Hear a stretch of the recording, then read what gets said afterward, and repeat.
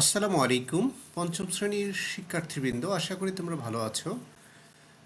আজকে তোমাদের প্রাথমিক গণিত বইয়ের শতকরা হিসাব ষষ্ঠ অধ্যায় নিয়ে আলোচনা করব। ইতিমধ্যে আমরা প্রথম একটা ভিডিওতে 96 পৃষ্ঠা পর্যন্ত আলোচনা করেছি। শতকরা হিসাব কীভাবে করবা সেটা নিয়ে আলোচনা করেছি। এই ভিডিওতে শতকরা হিসাবে লাভ এবং ক্ষতির শতকরা হার আমরা কীভাবে বের করব সেটা নিয়ে আলোচনা করব। যদি তোমাদের আমাদের এই ভিডিওটা ভালো লাগে তাহলে অবশ্যই আমাদের সাথে থাকবে, সাবস্ক্রাইব করে লাইক দিবে এবং বন্ধুদের সাথে শেয়ার করবে যদি তোমাদের ভালো লাগে। তাহলে চলো শুরু করি। 97 নম্বর পৃষ্ঠার শতকরা হিসাবে লাভ ও ক্ষতির অঙ্ক আমরা আজকে আলোচনা করব। উদাহরণে যে অঙ্কগুলো দেওয়া আছে দেখো, বলা আছে একজন ফল বিক্রেতা 1 ডজন কলা 50 টাকা দরে কিনে বাজারে তা 58 টাকা দরে বিক্রি করলেন, তার শতকরা কত টাকা লাভ হলো। এখানে দেখো লাভ, কোনো অঙ্কের লাভ ক্ষতি কীভাবে বের করবো আমরা সেটা দেওয়া আছে। দেখো, ক্রয় মূল্য থেকে বিক্রয় মূল্য বেশি হলে লাভ হয়। যদি ক্রয় মূল্য 50 টাকা আর বিক্রয় মূল্য 58 টাকা, তার মানে লাভ হলো। তাহলে লাভ সমান হলো বিক্রয় মূল্য বিয়োগ ক্রয় মূল্য। আর ক্রয় মূল্য থেকে বিক্রয় মূল্য যদি কম হয় তাহলে ক্ষতি হয়। ক্ষতি মানে হলো ক্রয় মূল্য বিয়োগ বিক্রয় মূল্য। তাহলে আমরা দেখো অঙ্কটা কীভাবে করেছি। লাভের শতকরা হার মানে হলো, শতকরা হলো লাভ ইন্টু 100 গুণ 100 ভাগ ক্রয় মূল্য। আর ক্ষতি শতকরা হার হলো ক্ষতি গুণ 100 ভাগ ক্রয় মূল্য। তো এই অঙ্কটা দেখো, এখানে তো লাভ হলো, তাই না? তো 58 টাকা দরে বিক্রি করেছে, 56 টাকা না, তাহলে 8 টাকা লাভ হলো তার, তাই না? 8 টাকা লাভ হলো। তাহলে 50 টাকায় তার লাভ হলো 8 টাকা। 1 টাকায় হলো 8 ভাগের 50 টাকা, 100 টাকায় কত টাকা লাভ হলো দেখো তো। 5 ভাগ 10 হলো 2, তাহলে 16 টাকা লাভ হলো। তার মানে এখানে উত্তর হবে 16%। ঠিক আছে, 16% লাভ হলো তার। কত শতাংশ লাভ হলো? 16%। সহজে আমরা অঙ্কটা বের করতে পারবো। আচ্ছা, এরপরে আসো, পরে একটা অঙ্ক দেওয়া আছে। দেখো, একটি কলম 50 টাকায় ক্রয় করে 56 টাকায় বিক্রি করলে কত ভাগ? আচ্ছা, এটা তো আমরা আগের অঙ্কটাই অলরেডি করেছি। এটা 2 নম্বর অঙ্কটা দেখো, একটি খাতা 15 টাকায় ক্রয় করে 12 টাকায় বিক্রি করলে ক্ষতি কত শতাংশ হবে। এখানে ক্ষতির কথা বলছে, তার মানে ক্রয় মূল্য 12 টাকা, বিক্রয় মূল্য হলো, ক্রয় মূল্য 15 টাকা, বিক্রয় মূল্য হলো 12 টাকা। তাহলে তার ক্ষতির পরিমাণ হলো 3 টাকা। 100 টাকায় ক্ষতি হলো 3 টাকা, 15 টাকায় 3 টাকা, 100 টাকায় কত টাকা ক্ষতি হলো? 20 টাকা। তার মানে ক্ষতির পরিমাণ হলো 20%। ঠিক আছে, খুব সহজে আমরা এরকম লাভ এবং ক্ষতির অঙ্কগুলো করতে পারবো। এরপরে দেখো, 98 নম্বর পৃষ্ঠায় কাশেম একটি গরু ক্রয় করে 22% লাভে 85,400 টাকায় বিক্রি করলেন। গরুটির ক্রয় মূল্য কত? তার মানে লাভ করলো কত টাকা? 100 টাকায় 22 টাকা, তাই না? তাহলে বিক্রয় মূল্য হচ্ছে আমার 122%। তাই তো, 100 টাকায় ক্রয় মূল্য আর হচ্ছে 22% হলো লাভ করছে, তাহলে বিক্রয় মূল্য হচ্ছে আমার 122%। তাহলে 122 টাকায় সে যদি বিক্রি করে তাহলে ক্রয় মূল্য হচ্ছে আমার 100 টাকা। 1 টাকায় যদি বিক্রি করে তাহলে ক্রয় মূল্য হলো 100 ভাগের 122। আর 85,400 টাকায় বিক্রি করলে ক্রয় মূল্য কত হবে? 100 গুণ 85,400 ভাগ 122, তাহলে 70,000 টাকা। উত্তর হলো 70,000 টাকা।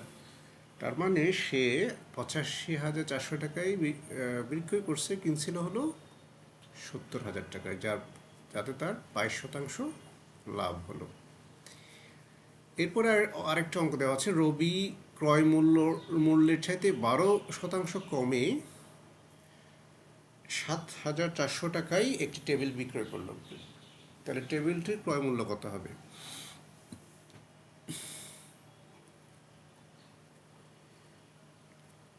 ক্রয় মূল্য কত হবে, তাই না? আমরা ক্রয় মূল্যটা বের করি। তাহলে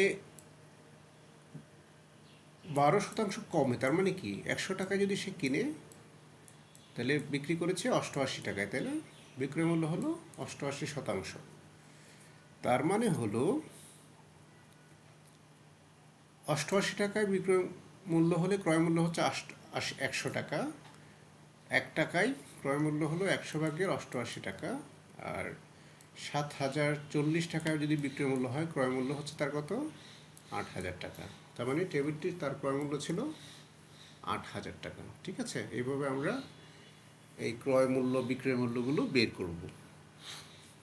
আচ্ছা, এরপরে দেখো 99 নম্বর পৃষ্ঠায় আলম সাহেব একটি ব্যাংকে 7% বার্ষিক মুনাফায় 20,000 টাকা বিনিয়োগ করেন। তিনি প্রতি বছর কত টাকা মুনাফা পাবেন? তার মানে 20,000 টাকা যদি বিনিয়োগ করে, তাহলে তার এক বছরে 7%, মানে কি 100 টাকায় 7 টাকা সে বছরে মুনাফা পাবে, তাই না? তাহলে 100 টাকায় মুনাফা পাচ্ছে 7 টাকা, 20,000 টাকায় সে মুনাফা কত পাবে? 1 টাকায় মুনাফা পাবে 7/100, আর 20,000 টাকায় 1,400 টাকা। তার মানে সে এক বছরে 1,400 টাকা মুনাফা পাবে 20,000 টাকা সে যদি বিনিয়োগ করে। উত্তর হবে তাহলে 1,400 টাকা। ঠিক আছে। আচ্ছা, এরপরে আসো দেখো, একজন উদ্যোক্তা ব্যাংক থেকে 8% মুনাফায় 50,000 টাকা ঋণ নিলেন। তিনি প্রতি বছর তাকে কত টাকা মুনাফা দিতে হবে? কীভাবে বের করব? তাহলে সে মুনাফার হার হলো 8%। তার মানে কি 100 টাকায় সে মুনাফা দিচ্ছে 8 টাকা, আর 50 টাকায় মুনাফা দিতে হবে 4,000 টাকা।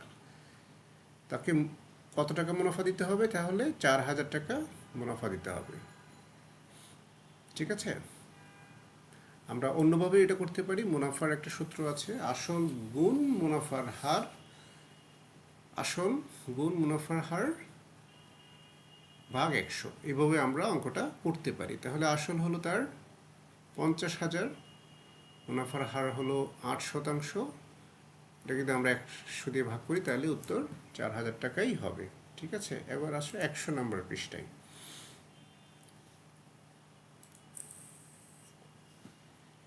100 নম্বর পৃষ্ঠায় দেখো, সোহেল তার খামারে 2,30,500 টাকা বিনিয়োগ করলেন। বছর শেষে বেড়ে 2,48,940 টাকা হলো। তিনি কত হারে মুনাফা পেলেন? তার মানে 2,30,000 টাকা সে বিনিয়োগ করলো, আর বাড়লো কত? 2,48,940 টাকা। তাহলে মোট মুনাফা কত পেল? 18,400 টাকা। তাহলে কত হারে? মুনাফার হার সমান আমরা জানি মুনাফা গুণ 100 ভাগ আসল। আমরা এইভাবে করতে পারি। এটাকে আমরা যদি অন্যভাবে করি, তা এটা অন্যভাবে করতে পারি ঐকিক নিয়মে। কীভাবে সেটা দেখো, 2,48,940 টাকায় মুনাফা হলো কত? 18,440 টাকা। আমরা যদি শতাংশ হার যদি বের করি, তাহলে 1 টাকার মুনাফা কত হলো, আর 100 টাকায় মুনাফা কত হলো, তাই না?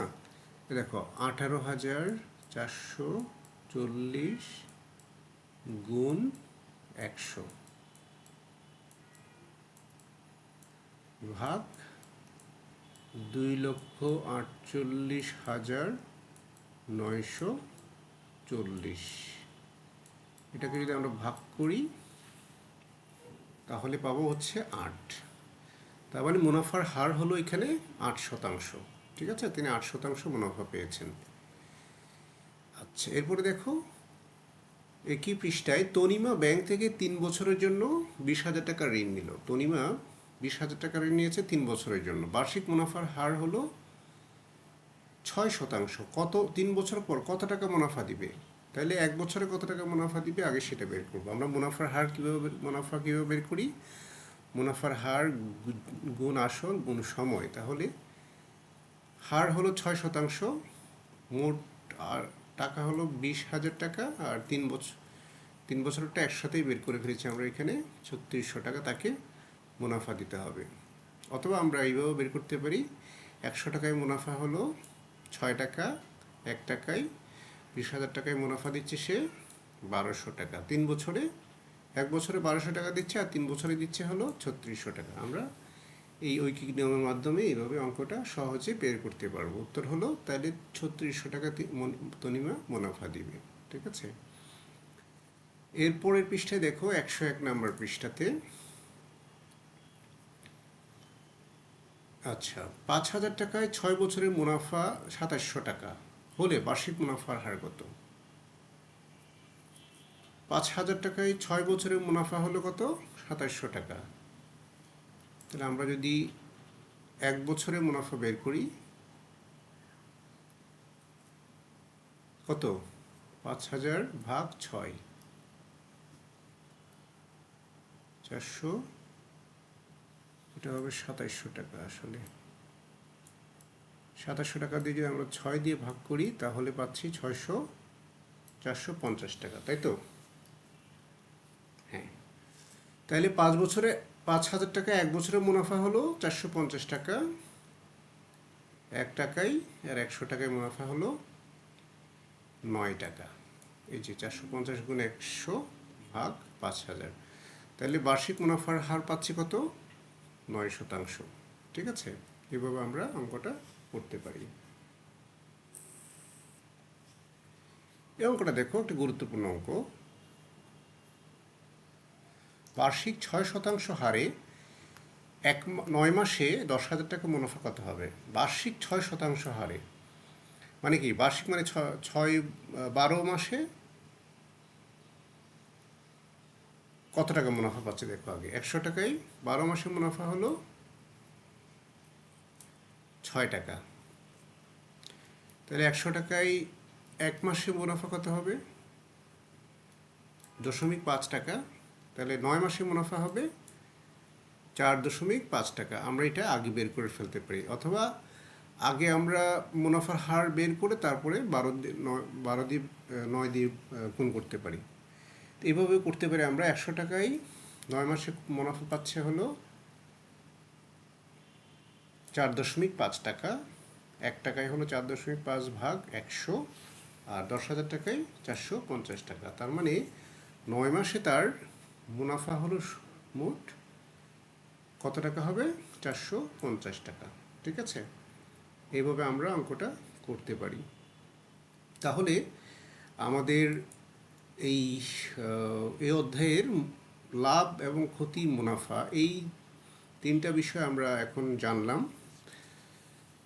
97 পৃষ্ঠা থেকে 101 নম্বর পৃষ্ঠা পর্যন্ত আমরা এটা সমাধান করেছি। আশা করি তোমরা বুঝতে পেরেছো লাভের অঙ্ক কীভাবে করবা, ক্ষতির অঙ্ক কীভাবে করবা, মুনাফা কীভাবে বের করবা। আমার ভিডিওটা যদি ভালো মতো শুনে থাকো তাহলে তোমাদের এটা বুঝতে খুব বেশি অসুবিধা হবে না। আশা করি তোমাদের ভালো লেগেছে। যদি কোনো সমস্যা থাকে তোমাদের আমাকে কমেন্টে জানাবে, অবশ্যই আমি তোমাদের এই সমস্যার সমাধান করার চেষ্টা করব কমেন্টের মাধ্যমে। পরবর্তী ভিডিওতে আমরা এই এক্সারসাইজগুলো করার চেষ্টা করব। তো পরবর্তী ভিডিওতে দেখা হবে আবারও। তার পর্যন্ত ভালো থেকো। আজকে এখানেই শেষ করছি। আসসালামু আলাইকুম।